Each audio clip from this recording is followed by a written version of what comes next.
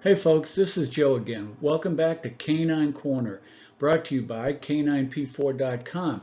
Today we're going to spend a few minutes going through the relationship in your breeding operation between your dog's cycle days from day zero and against the progesterone levels that you should expect to see, at least in general. So day zero being the first day that you notice a blood discharge from your dog, all the way up to the point of the chart here that we're going to work with will take you all the way up to a surgical number when you would perform a surgical operation to inseminate your dog. So, hey, let's get started.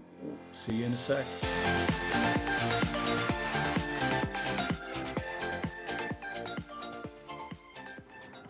The best way to track your dog's heat is by far and away the progesterone test.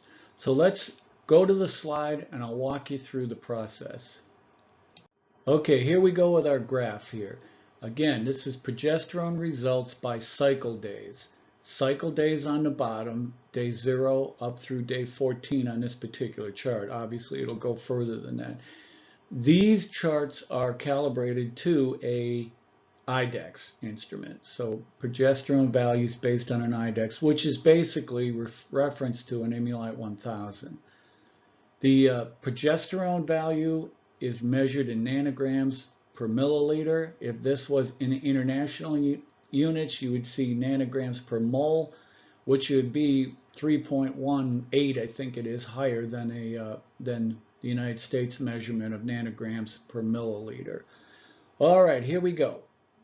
On day one would be specified by the fact that your dog's having a bloody show. She's starting to show blood, drip blood, and you kind of know that her cycle started. Out at about 5 days, you should probably do your first progesterone test, and typically you're going to see around 1.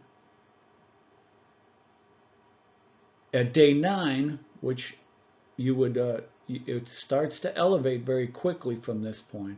At day 9, you should see approximately a 5. Now, it's important between day 5 and day 9 that you continue to test.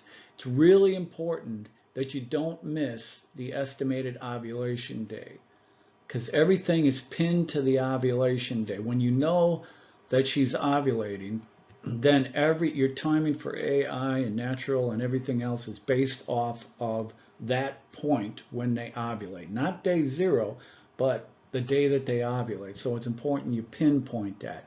Now, another way that you might notice that they're at the ovulation point, the blood show will start ending. It'll start trickling down, and the color may change from red to a vanilla color and then end altogether. That's a good indication you're at the ovulation point. Now you go out to day 10, 1 day later, and you're going to be looking at progesterone levels that are going to go up quite rapidly. That's why you need to nail down the ovulation point, and then after that, you assume in a normal cycle that these progesterone levels are going to move up fairly quickly, so you got to be on the ball here. So at day 10 you run it, it's 8. Now natural breeding would be done 2 days after, or a day after, I should say, day after ovulation. So day 10 and day 11 would be natural breeding days. AI, because the sperm has to travel a shorter distance than if you were doing it a natural breeding, can start at 11 and go through day 13, which on day 11, day 10, again, you got 8. Now by day 11, it's gone up to 12 already, and then you can start thinking about running your AIs at that level of 12. Day 12, it's going to go up to 15. Again, you're starting to get outside of the days of natural breeding, but you're right in the middle of the AIs. And then day 13, again, you've gone up to 18, and that should be probably the last day you attempt an AI, just in general. Now at day 14, you can see that the progesterone's gone up to 22.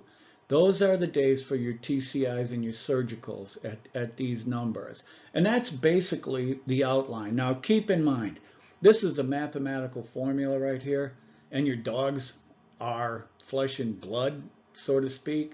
So these graphs, you all know this already, don't fit exactly every period, every cycle that your dog's going to have. Some stall, some take much longer to actually hit the ovulation date. But the key to all the testing that you do, any testing that you would do, is to pinpoint this ovulation date. And then the rest of this is just a matter of tracking. But it's super important that you catch this day and you pin that one down, and everything, like you mentioned, like you see here, is graphed off of that day of ovulation. So I hope this helps give you a general idea how it works. In the next couple of videos, we're going to show you some differences and biases between equipment. This is an IDEX. We'll show you what a mini Vetus might run on the same cycle days. Thanks. We'll see you next time.